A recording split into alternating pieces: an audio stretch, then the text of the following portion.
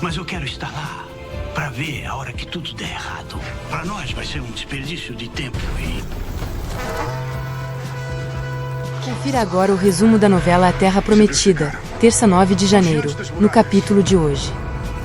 Tibar obriga Raabe a fugir com ele. Enquanto isso, os hebreus se preparam para a guerra. Eleazar se encarrega de cobrir a Arca da Aliança, enquanto os demais guerreiros se despedem de seus familiares. Na tenda da congregação, o sumo sacerdote chora de emoção. Em conversa, Eloi diz a Josué que está muito agradecido por fazer parte desse momento tão glorioso para seu povo. Josué avisa ao criado que uma luta dura e sangrenta os aguarda. Eloi diz saber o que os esperam, e se mostra confiante, ao dizer ao líder que ele sairá vitorioso, humilde. Josué fala que não será apenas ele que sairá vitorioso, senão todo o povo de Israel. Emocionado, Eloi diz a Josué que estará ao seu lado o tempo todo.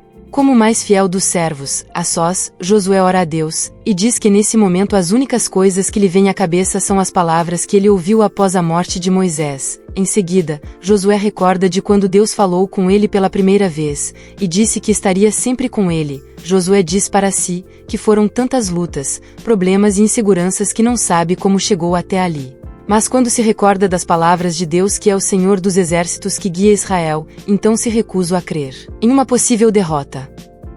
Nesse mesmo instante, Eleazar, Finéias e os levitas saem da tenda da congregação. Enquanto isso, Jogli e Eliasaf vão até a tenda de Acã, e questionam o porquê de sua demora. Em resposta, o vilão diz que está esperando que alguém tome juízo, e veja que tudo isso é uma grande estupidez, e fala que por ele, ficariam esperando até essa brincadeira de ficar rodeando a cidade acabar. Indignado, o vilão diz que eles deveriam atacar de uma vez, pois não entende o porquê de terem que ficar rodeando a cidade. Eliasaf lembra a Acã que são ordens de Deus, e o vilão questiona os líderes, e pergunta se de fato foi mesmo Deus que deu as ordens, pois ninguém mais viu ou ouviu. Jogli interrompe Acã, e diz que isso que ele está dizendo soa como traição. Falso, Acã nega e diz que não existe um soldado tão fiel como ele. Em seguida, mesmo contra sua vontade, Acã diz que irá, mas apenas para ver quando tudo isso der errado. Enquanto isso, os levitas tocam as trombetas e todos os guerreiros seguem para fora do acampamento. Em conversa, Josué diz a Calebe que eles estão unidos até o fim pela fé. Calebe diz que mais uma vez eles estão juntos, e confessa que mesmo tendo já passado por tantos desafios e tantas batalhas, essa parece ser a primeira vez. Josué diz ao amigo que essa pode não ser a primeira, mas que nada se compara ao que eles irão passar. Ruth conversa com Inês, e revela ter sido pedida em casamento por Boã. Josué e Calebe se juntam ao pelotão. Em Jericó, Farduk lamenta a morte trágica de Liora, e a partida de Raabe. O dono da estalagem confessa que seu maior desejo é que Tibar pague por todos os seus erros e maldades. Josué discursa para a sua tropa, e diz que se eles estão lá, é porque Deus os está guiando, e pede que eles não duvidem nem por um minuto, pois chegou a hora deles recuperarem as terras que são suas por direito. Em seguida, o exército de Israel marcha rumo à cidade de Jericó. Ruth diz a Inês que aceitou, porém, Inês diz que ela deve saber qual o seu lugar, pois Sama sempre será a senhora da família, e que sua tarefa é apenas dar os filhos que a primeira esposa não pôde dar, e que para tudo dar certo, ela terá que ser muito humilde e discreta, ou tudo se tornará um grande problema. O exército de Israel se aproxima das muralhas de Jericó. Os soldados avistam os hebreus se aproximando, e correm para avisar ao rei Mareque. Montado em um cavalo, Tibar chega no portão com Raabe, e diz à prostituta para ela dar adeus a Jericó, pois nada os impedirá de deixar a cidade. Confiante, o comandante dá a ordem para que os soldados abram os portões. Nesse instante, Josué ordena que os levitas toquem as trombetas. Tibar se assusta com o som, mas mesmo assim ordena que abram os portões. Porém, ele é impedido por um soldado que avisa que os hebreus estão do lado de fora da cidade.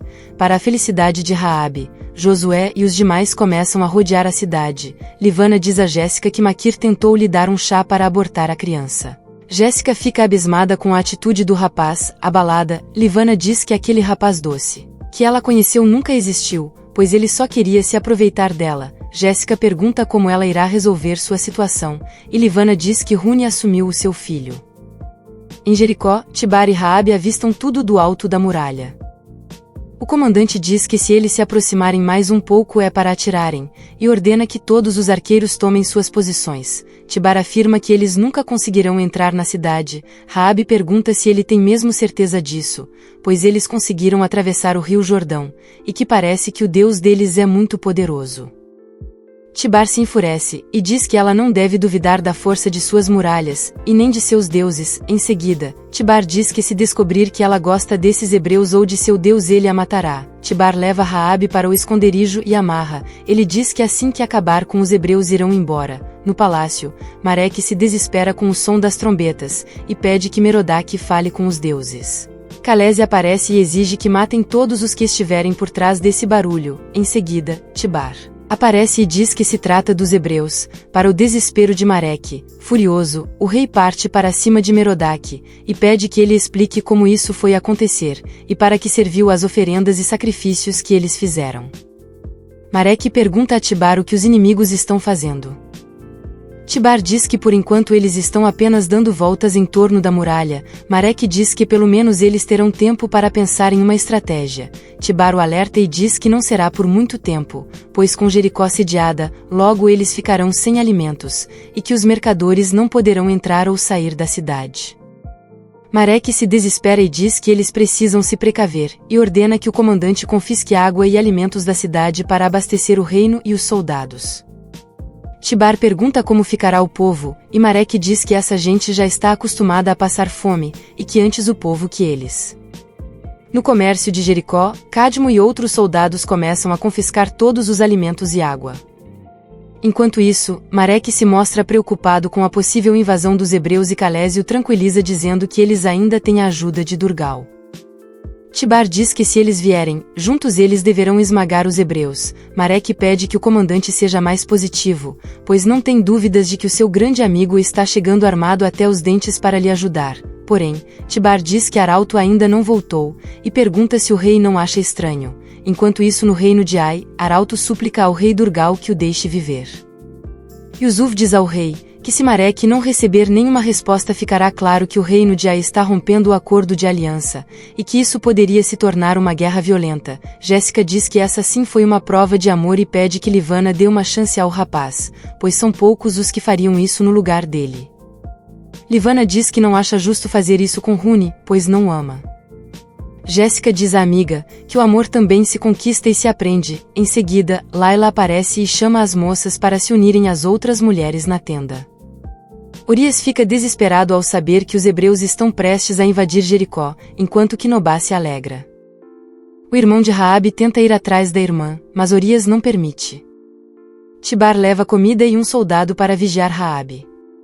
As mulheres do acampamento se reúnem na tenda para orarem por seus maridos e filhos. Leia se mostra impaciente, enquanto que Mara fala mal de Eloi, e diz que por ela, ele não voltaria pois não serve para nada.